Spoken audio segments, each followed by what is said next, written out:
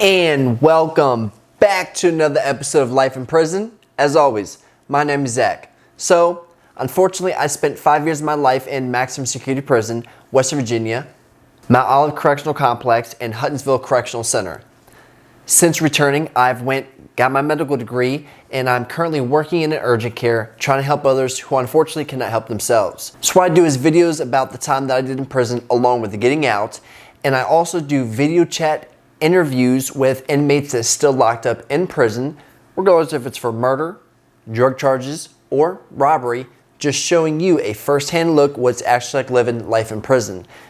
Fortunately, if you want to go down this road and shoot guns, if you want to sell dope, if you want to rob and steal things, where it's going to get you is 8x12, and you're not going to like it. Hit that subscribe button, hit that bell notification button so you're first informed when I upload. So what we're going to be talking about today is catching charges in prison. The reason why I'm going to talk about this is because the whole situation ended up getting blown out the water and people end up catching charges for it. So there was this guy at Huttonsville, right? His name was Asbury. So he was on Huttonsville. The way it's set up is kind of like an H. You have north side and south side, and you have crossovers in between that. On one side is the chow hall, on the other side it's administration and medical building. So he was on the other side of the prison. So what was going on is this individual had inside connect, right? So he ended up catching charges, and an individual in his family was working at the newspaper distributor plant, right? So what was happening is whenever an inmate gets a newspaper sent in from whatever town or area is from, because most people get newspapers sent in because these maximum security prisons are out in the middle of nowhere, far, far, far away, hours and hours away from your hometown. Whenever a newspaper comes in, every day it comes in, right? So you get a mail call. On the front of it, it's going to have a big sticker on the front with your inmate ID number, the location that you're at, because every day the prison gets massive packages full of bundles of people's newspapers. So they're going to distribute them out. So how they know who it's going to, there's this massive sticker that's put on it at the newspaper place with the inmate's ID information on it. So what was happening is, since it's coming straight from the distributor, the COs aren't looking at that. Anything coming from the outside, they're not looking at. Like mail, of course, if it's from loved ones and family, of course they're going through that. But if it's newspapers, legal documents, and magazines and stuff like that, they're not really going through them like that. You can't take that sticker off because then they won't know what inmate it goes to, so they have to keep the sticker on.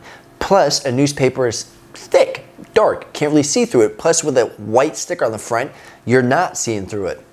So what was happening is, this individual was getting Suboxones sent in underneath these newspaper stickers. And I mean like 20 to 40 Suboxone at a time. And these newspapers hit weekly. 6 times a week you're getting this, Monday through Saturday. So think about if you're getting 20 to 40 Suboxone in, and let me just put this in perspective, right? 2011, 2016, Suboxone was going for $200 a piece.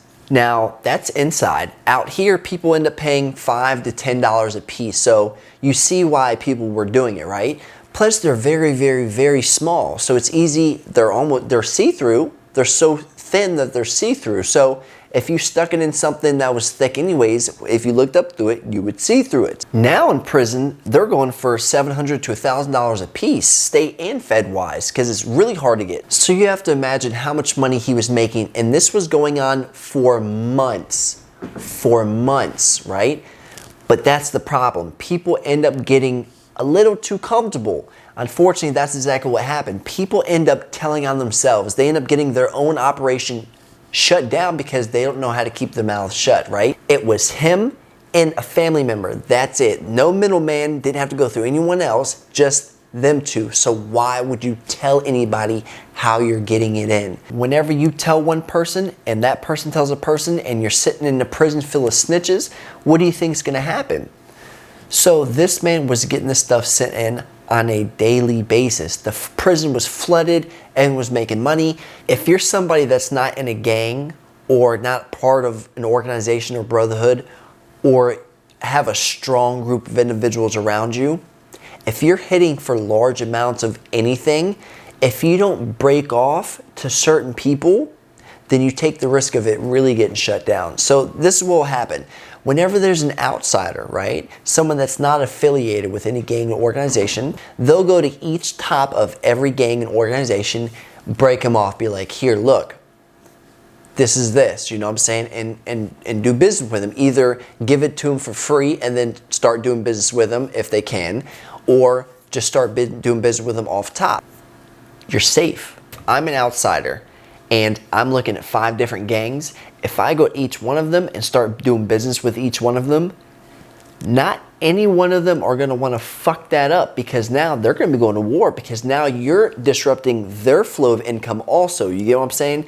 So from an outsider looking in, business-wise, that's the safest route for you to go. Go to the tops and start breaking bread with them, doing business with them. Obviously, they're going to be able to push faster than you can. Whenever people start talking, people end up telling on themselves all the time. I mean, we see it out here all the time on YouTube. We see it on Instagram. We see it on Snapchat. We see it everywhere. People showing guns, showing dope, showing money. Like, what you mean? The feds is watching, right? People are always watching. So whenever you the man, people are gonna want a piece of that. So go ahead and hit that subscribe button, hit the bell notification button so you'll be first informed when I upload. So I recently did a video on 2022 and 2023 Prison Content Creator Awards, and there's a few people that I unfortunately end up leaving out. If I did not speak your name, I greatly apologize about that. I just simply forgot, but it doesn't mean that your content is not greatly appreciated and much needed for anyone that's willing to watch. So as always, I send my utmost love, load to respect. Keep pushing positivity. I hope you guys come back for more. We gone.